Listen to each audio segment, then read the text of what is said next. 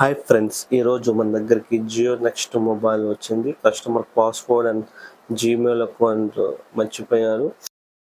ఇది తెలియకపోతే మొబైల్ అనేది ఓపెన్ అవ్వదు. ఇది అన్లాక్ చేసి చూపిస్తాను, చూడండి. ఇది ల్యాప్టాప్ లేదా సిస్టమ్ ద్వారా చేయాలి. ఇది అన్లాక్ టూల్ అనేది ఓపెన్ చేయండి. ఓపెన్ చేసిన తర్వాత ఈ అన్లాక్ సాఫ్ట్వేర్ ద్వారా చేయాలి. అన్లాక్ సాఫ్ట్వేర్ అనేది ఇన్స్టాల్ చేసుకున్న తర్వాత లాగిన్ అవ్వాలి. లాగిన్ అయిన తర్వాత ఓపెన్ అవుద్ది. ఓపెన్ అయిన తర్వాత ఇది జియో నెక్స్ట్ అనేది క్వాల్కామ్ ఐసీ ద్వారా చేయాలి. ఇక్కడ బ్రాండ్ దగ్గర సెలెక్ట్ చేసుకోవాలి. ఇక్కడ జియో బ్రాండ్ కాబట్టి అదర్స్లో జియో నెక్స్ట్ మొబైల్ అని కనిపిస్తుంది. అది ఓపెన్ చేయాలి. తర్వాత ఇది ఎఫ్ఆర్పి చేయాలి కాబట్టి ఎఫ్ఆర్పి అనేది సెలెక్ట్ చేసుకుందాము. ఈ వీడియో మొత్తం పూర్తిగా చూస్తేనే మీకు అర్థమవుతుంది. ఎక్కడ స్కిప్ చేయమాకండి. జియో మొబైల్ అనేది ఓపెన్ చేయాలి. ఇది విఎట్ కేబుల్ ద్వారా చేయాలి.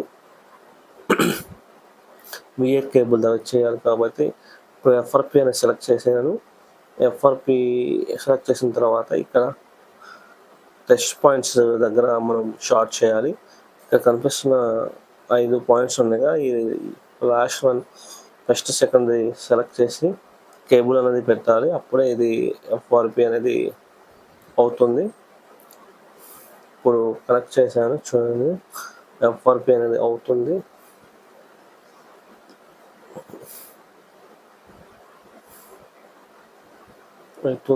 చూడండి ఫ్రెండ్స్. ఈ వీడియో మొత్తం పూర్తిగా చూస్తేనే మీకు అర్థమవుతుంది ఫ్రెండ్స్. ఎఫ్ఆర్పి అనేది అయిపోయింది ఫ్రెండ్స్. ఇది కేబుల్ తీసేసి మొబైల్ ఒకసారి ఆన్ చేయండి. ఆన్ అవుతుంది. మొబైల్ ఆన్ అయిన తర్వాత సెటప్ చేయాలి. ఇప్పుడు సెటప్ చేద్దాం పదండి ఫ్రెండ్స్. ఇక్కడ లాంగ్వేజ్ అని ఇంగ్లీష్ సెలెక్ట్ చేసి నెక్స్ట్ పట్టండి. తర్వాత సెటప్ ఆఫ్లైన్ టైప్ క్లిక్ చేయండి. కంటిన్యూ.